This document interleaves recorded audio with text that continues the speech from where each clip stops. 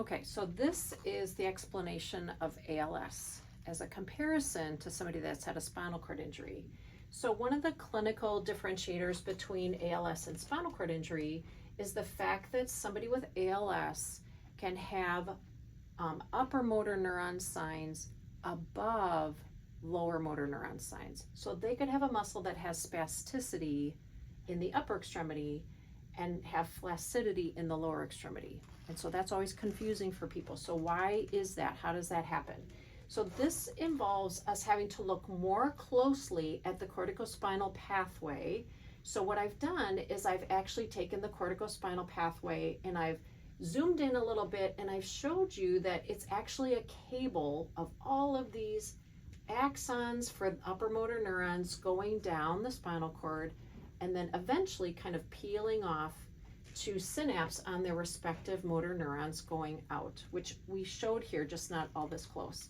So the pathophysiology of ALS is where the difference is. So now you've got some sort of mechanism that randomly, lesions individual neurons, okay?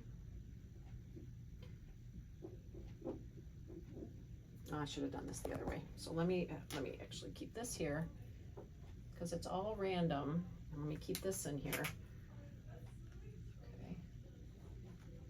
So now let's say that it's going to affect this, it's going to affect this neuron in here.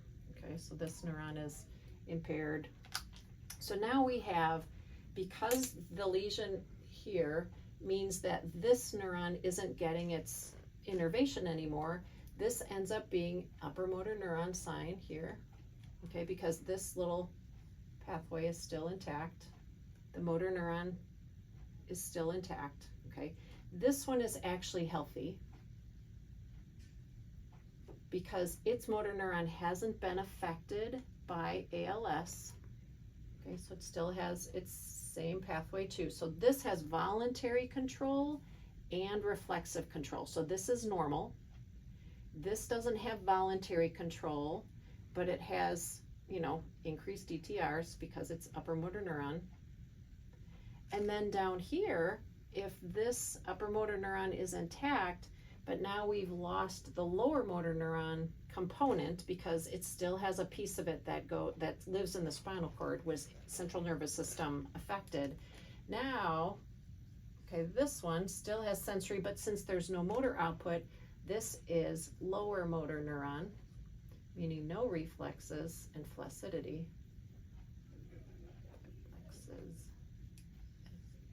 Flexes. Yep.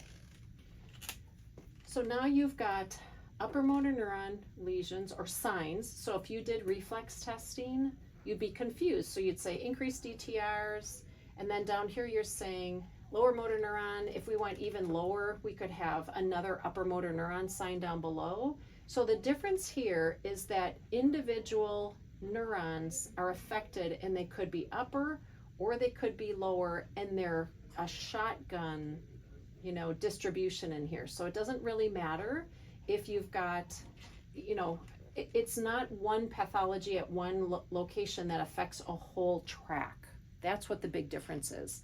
So, if you have a spinal cord injury, then the whole pathway is disrupted, and then everything below kind of has the same effect.